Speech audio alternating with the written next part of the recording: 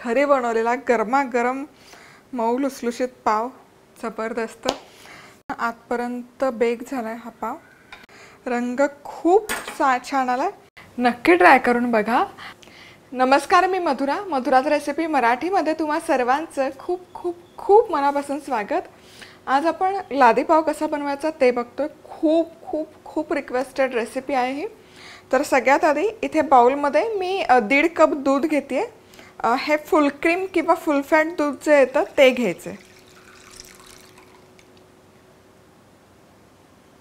आणि दूध थोडंसं वॉर्म ल्युकवॉर्म किंवा गरम असं म्हणतो तसं कोमट दूध घ्यायचं। यामध्ये 1.5 चमचा साखर घालायची। खूप गरम दूध नको, नाहीतर काय होतं यीस्टमध्ये जे बॅक्टेरियाज असतात ते किल होतात। तुम्ही हाताने टच करून बघू शकता, दूध कोमटसर हवं। आता साखर व्यवस्थित मिक्स करून झाली की यामध्ये 3 चमचे यीस्ट घालायचं। हे यीस्ट बाजारामध्ये मिळतं, ऑनलाइन पण ऑर्डर करू शकता। इन्स्टंट यीस्ट, ड्राय यीस्ट कुठलं यीस्ट केलं तरी वापरलं तरी चालेल, फक्त त्यावरची एक्सपायरी डेट चेक करून वापरायचं। मिक्स करायचं।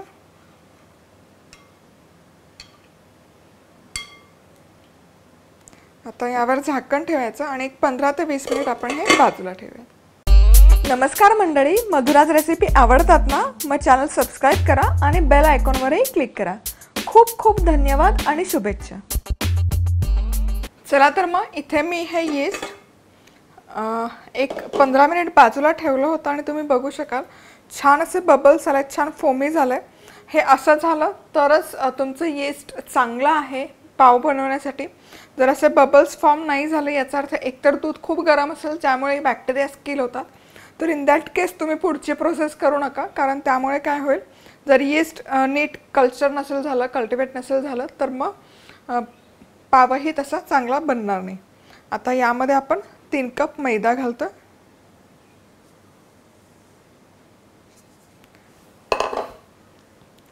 आणि आपण याचा गोळा मळून घ्यायचा। चला तर मग इथे हा गोळा मळून तयार आहे। स्टिकी झालाय हा, असंच आपल्याला हवं। 3 कप मैद्याला 1.5 कप दूध, परफेक्ट असं मेजरमेंट आहे। आता एकतर तुम्ही प्लॅटफॉर्मवर करू शकता, वर्किंग सरफेसवर, पण मी शक्यतो परात वापरते। 1 चमचाभर बटर घ्यायचं। 4 चमचे बटर हवं आपल्याला। आता 1 चमचा घालते मी। हा गोळा घ्यायचा, आणखी 1 चमचाभर बटर आणि हे छान एक 15 ते 20 मिनिट आपल्याला मळून घ्यायचं। यामुळे काय होतं, यातलं जे ग्लुटन आहे ते डेव्हलप होतं, ज्यामुळे आपला पाव छान मऊ लुसलुशीत होतो। हे असं करायचं, छान असं रगडून रगडून मळून घ्यायचं आणि जसं मळतोय तसं ते 4 चमचे तूप बटर घेतलंय ते ॲड करत राहायचं। असं वाटलं की आता हे हाताला चिकटतंय की मग बटर ॲड करत राहायचं। हे छान असं मळून झालं की तुम्ही बघू शकाल पीठ अजिबात स्टिकी नाही आहे, हाताला चिकटत नाही आहे आणि त्याला एक छान अशी ग्लेज आली आहे। आता काय करायचं, जवळपास एक 20 मिनिट मी हे मस्त असं रगडून रगडून मळून घेतलंय, ते खूप महत्त्वाचं आहे।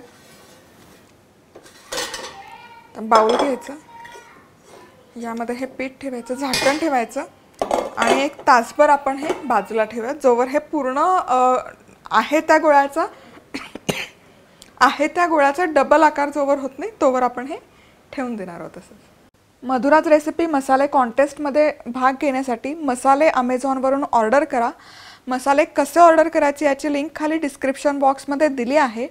मसाले ऑर्डर केले की ऑर्डर नंबर madhurazrecipe@gmail.com वर कळवा आणि जिंका भरघोस बक्षिसं। चला तर मग 1 तासभर मी हे पीठ ठेवलं होतं आणि तुम्ही बघू शकाल ऑलमोस्ट डबल झालेलं आहे। वर ताटाला पण लागलं, जसं इडली पीठ आपलं बनतं तसंच सेम झालं। आता हा गोळा आपण काढून घेऊयात, पंक्चर करून घ्यायचा बेसिकली हा गोळा। आता हा गोळा काढून घ्यायचा थोडासा असा एकसारखा करायचा.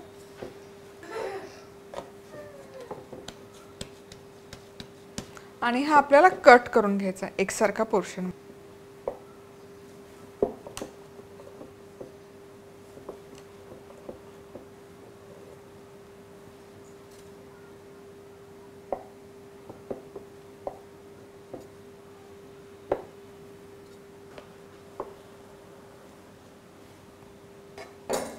आणि आता याचे छोटे छोटे गोळे करून घ्यायचे. कसे करायचे? आता हा जो गोळा आहे याचा पण थोडासा कट करणार मी आणि याचे गोळे करायचे. हे असं एकसारखा झाला पाहिजे, स्मूथ गोळा झाला पाहिजे. तर हे असं फोल्ड करून घ्यायचं, टक करून घ्यायचं. हे असं छान असा स्मूथ गोळा झाला पाहिजे. आणि इथे 9 बाय 9 इंचचा बेकिंग ट्रे त्याच्यावर हे ठेवून द्यायचं. पुढचा गोळा घ्यायचा, सेम प्रोसेस रिपीट करायची. छान मळला गेला असेल तर आता इथून पुढे अजिबात हाताला चिकटत नाही, स्टिकी नाही राहत. हे इझिली तुम्ही यावर काम करू शकता. चला तर मग इथे बरोबर 12 पाव होतात. 3 कप जर मैदा घेतला तर. आता बटर घ्यायचं आणि हे वर ब्रश करायचं. यामुळे वर छान असा गोल्डन रंग येतो ब्रेडला, त्यामुळे बटर लावणं गरजेचं आहे. छान बटर लावून झालं की ओलं फडकं ठेवायचं झाकून आणि एक अर्धा तास बाजूला ठेवायचं, जोवर हे पूर्ण राईज होत नाही तोवर. चला तर मग आता इथे हा जो पाव आहे तो जवळपास 1 तास मी झाकून ठेवला होता मस्ताने. तुम्ही बघू शकाल एकूण एक पाव फुगला आहे, फुगून मस्तपैकी वर आला. आता दूध आहे इथे 1 चमचाभर दूध आहे, त्यामध्ये थोडीशी साखर घातली. हे थोडंसं ब्रश करूयात.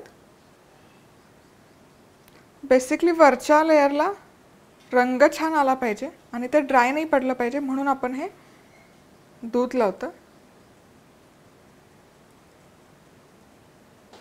आता हा पाव एकतर तुम्ही ओव्हनमध्ये करू शकता 180 डिग्री सेल्सिअसवर 15 ते 20 मिनिट बेक करू शकता. पण सगळ्यांकडे ओव्हन असतो असं नाही, म्हणून मी आज हा कढईमध्ये करणार आहे. तेवढा वाईड माझ्याकडे कुकर नाही, म्हणून कढईत करते. तर कढई आहे, कढईच्या बेसला मीठ घालायचं 3-4 चमचे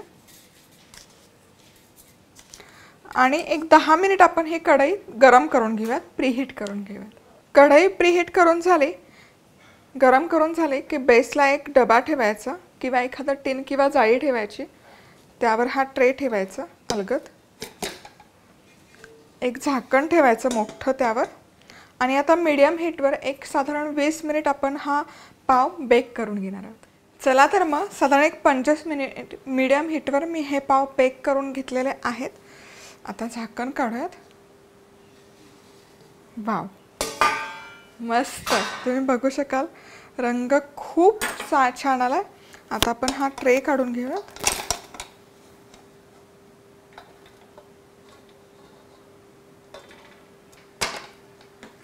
आणि आता एक अर्धा तास यावर नॅपकिन ठेवायचा. शक्यतो ओला नॅपकिन थोडासा असेल तर बेटर. आणि एक अर्धा तास आपण हे झाकून बाजूला ठेवून देऊयात. अर्धा तास झालेला आहे, अर्धा तासून जरा जास्त वेळ झाला आहे. वा, मस्त. आता काय करायचं, हे बऱ्यापैकी आता थंड झालेत. सुरीने एजेस आपण लूज करून घेऊयात. परफेक्ट. आणि हे आता पाव आपण प्लेटमध्ये काढून घेऊयात.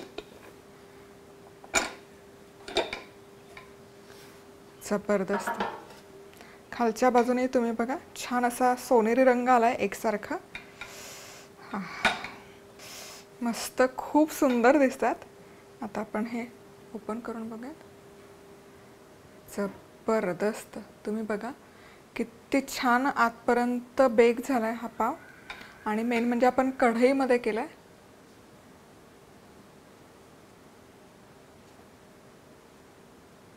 सुंदर.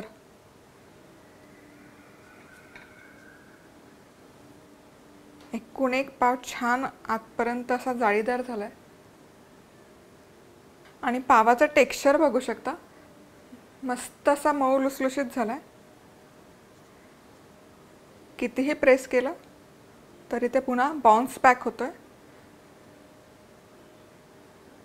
असा पाव झाला पाहिजे, असं टेक्स्चर झालं पाहिजे.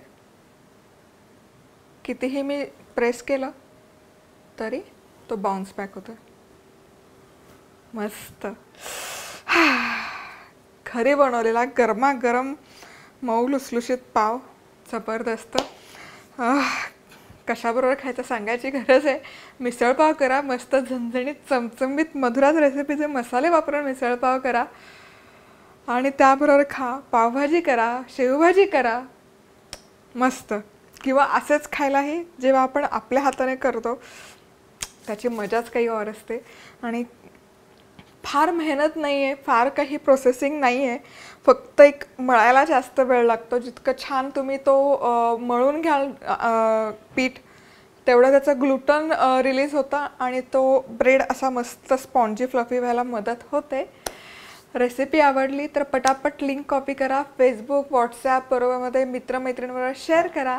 सबस्क्राईब केलं नसेल तर जरूर सबस्क्राईब करा. तर आज वेळात वेळ काढून तुम्ही ही रेसिपी पाहिल्याबद्दल तुम्हा सर्वांचे खूप खूप खूप मनापासून धन्यवाद.